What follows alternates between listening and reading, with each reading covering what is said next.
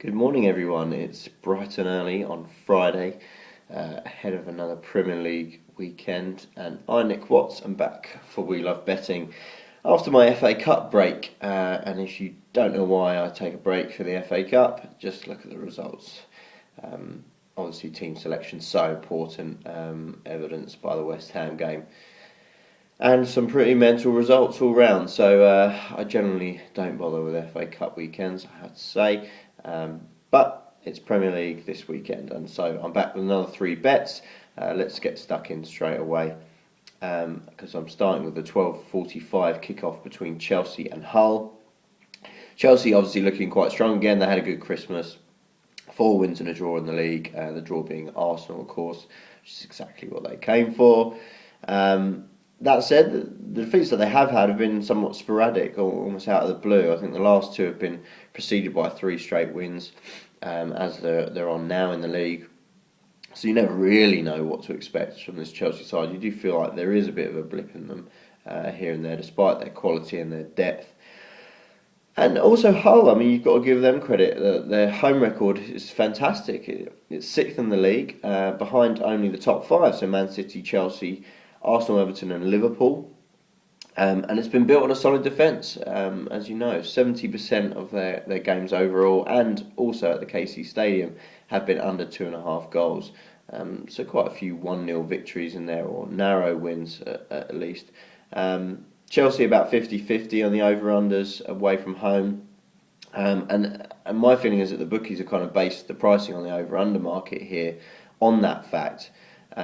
Some places 3-4 or 8-11 for under 2.5 goals, which I think is way too skinny in this division. Especially when you consider you've got a team that can score as many goals as Chelsea, could pay that out by themselves if they have a really good day.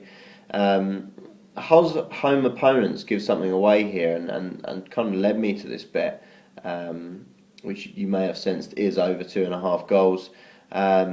8 of their 10 home opponents are now in the bottom half of the table, and the 2 that have visited, the 2 Manchester sides, have both produced something of a goal fest, really, in their games at Hull. 4 or more goals in each of those encounters, and that's pretty critical here, because we actually don't know how Hull can perform at home against the bigger teams. To add to that, Chelsea on a run of 6 of their last 8, going over 2.5 goals as well. 13 of their last 20 away games, if you want a longer spell to base that on. And crucially for me, 5 trips they've made to teams placed 9th and below so far this season. All of them have paid over 2.5 goals. So when you see it even money, I think it's a great bet, it has to be said. Second one is nice and simple. It's Everton v Norwich. I'm going to keep this pretty sharp because it's quite obvious, to be honest. Bar, of course, Sunderland, which was a bit of a blip for Everton at home. They've looked really strong this season, particularly at Goodison Park. Norwich, not so much. Okay, they've avoided defeat in the last 3 games, but they've played West Brom, Sunderland and Palace, so not exactly in the same echelon of quality that they'll face this weekend. They've lost all 6 trips to the sides in the top 10 so far this season. Aggregate score in those 6 games, 21-3. So Norwich not been great travellers, especially against those better sides. So if you assume that Everton are going to win this game, and they're too short to back just to win the game, you can also look at the fact that Norwich have been trailing when away from home more often than any Premier League side. 6 of their 10 away days they've been losing at half-time. 5 of Everton's 6 home wins they've won half-time, full-time, so I expect the same here. 21-20, Everton, half-time, full-time. Finally then, this is probably the most interesting game of the weekend in many ways. Cardiff, West Ham. West Ham, of course, filling up the news inches with their terrible results in the Cup. But some extenuating factors there. The weakened team, of course, everyone's talked about Nottingham Forest. The fact that so many teams have already been battered at Man City. So even if they're the strongest 11, I don't think 6-0 would have been a major shock. It's just the fact that you put those 2 results back to back, and the manager's under pressure, and everybody's talking about it. And for me, it's influenced the pricing here. you know, defensive injuries obviously are playing a big part for West Ham. We know that their strikers struggle to score goals, although it does seem like Andy Carroll may or may not be in the squad, but nonetheless he's getting closer to recovery. But yeah, almost a whole defence out for Sam Allardyce, and really the success of last year was built on their back line.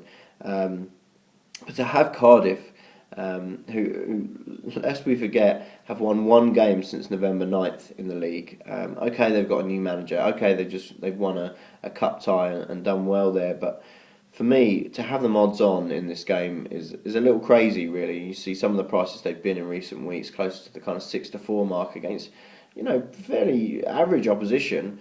For me, it's price driven by the kind of media frenzy around West Ham at the moment. And those two heavy defeats, of course. They haven't been great travellers, as we said. Obviously, they've lost crucial games at Norwich, Fulham, Palace. But at the same time, they've also squeaked out 0-0 draws at the likes of Newcastle, Swansea and Southampton as well this season. So they are capable of going there, digging in and getting something against a Cardiff side who are struggling themselves in many ways. And this is from someone who's regularly said that I like Cardiff at home, but just not at this price. It has to be said.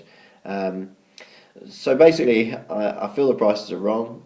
I don't feel confident enough to bet on West Ham. So I've gone a different angle. I'm looking at the half-time draw. Each of these sides has only been leading once after 45 minutes so far this season. Cardiff have been drawing 11 of their 20 Premier League games at the break. West Ham 10 of 20. Cardiff have actually scored 73% of their goals in the second half, and West Ham can better that, 74% of their goals in the second half, which suggests to me that probably things are going to be a little bit tighter in that first half. I certainly don't expect the goal sprees that West Ham have been involved in the last couple of games. And for me, the half-time draw at 6-5 is a decent price. Just a touch bigger than I feel it normally would be, and plenty of evidence there to back it up. Very quickly then, my three bets recapped. I've got over 2.5 goals in Chelsea Hull at even money. I've got Everton Norwich. I've got Everton to win that half-time, full-time, 21-20. And finally, excuse me, I've got the half-time draw in Cardiff West Ham. That's a 6-5 shot. So let's hope I can get 3 out of 3. Cheers, guys.